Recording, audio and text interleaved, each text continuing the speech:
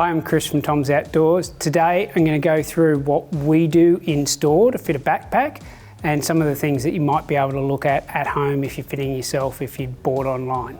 What I'm going to do is I'm going to get Pat over here and we're going to have a measurement of Pat. I've got an Osprey measuring device as far as a back measuring goes. Also run through how you can do it at home with a tape measure yourself. So I've got Pat here with me and I'm going to use the Osprey back measuring device just to measure Pat's back, his back length. But what I'm going to do is I'm also going to show you how that relates to doing it with a tape measure at home. So I'll throw it on the back. What we're wanting to do is put it around the hips, and we're looking at the top of the hip bones being in the middle here, and then what we're going to do is we're going to line up Pat's C7. So the C7 is when you put your chin onto your chest, that bone on the back of the neck that sticks out, so it's the 7th vertebrae. So if Pat does that, what we do is we get a really distinctive lump there, and then if he stands back up straight, we want to measure once he's straight. Okay, so that's going to come out for Pat at around about that 46 centimetre mark. So we're going to come out just here, somewhere in the mop. Okay, if you're going to try and do this at home, so you really need a friend to help you, what you want to do is make an imaginary line from the top of the hips, or the hip bone, and you want to move it all the way around here. So it's going to be about here. Okay, so this measuring device does this for us, but it's there. What you then need to do is grab your fabric tape. You need to measure from your C7 down to that point there. So what you'll see is that 46 centimetre mark is about there on this, which is that imaginary line, horizontal line between the top of both of Pat's hip bones. So you can do this at home quite easily, and this is what you need to do. So what we're going to do is going to put a pack on Pat. So when you're throwing a pack on, you want to start with all the straps a little bit loose, so that way you're going to be able to get it on and get it done up. So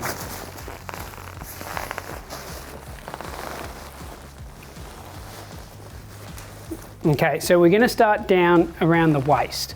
So you're going to do that up, relatively tight. The thing is, you want to have 70 to 80% of your loaded weight actually driving down through your hips. That way you're not compressing your spine and you're not adding that load to your shoulders.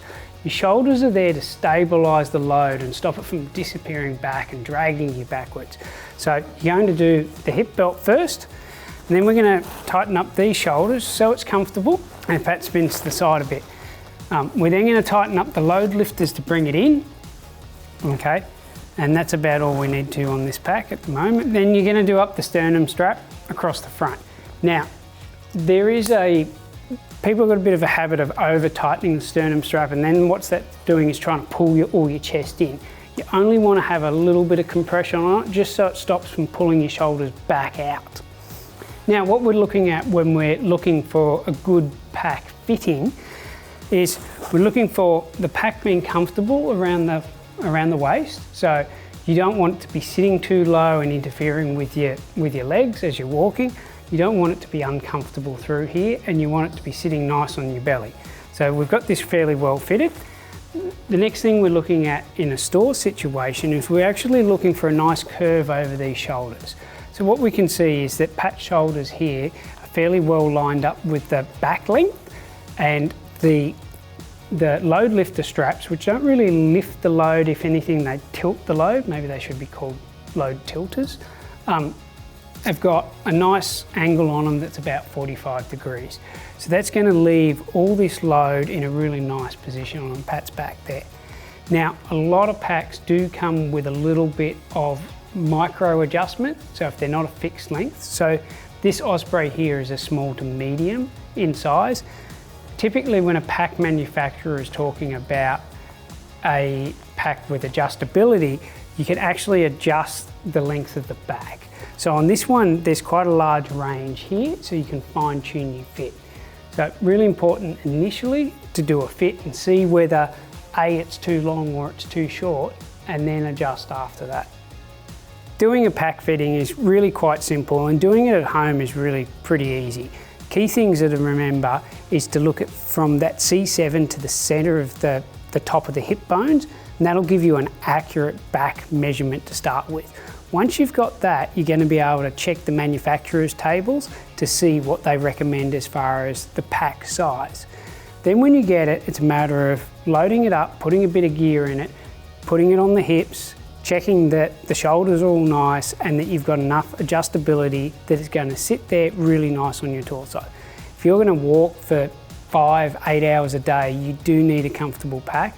You need one that fits well. So if you've still got problems or you've still got questions about how your pack's fitting, don't hesitate to come into store or to give us a call, shoot us an email. We can help you work through a number of issues as far as how it fits and torso length, and we do a lot of pack fittings in store, so that can translate to helping you over the phone.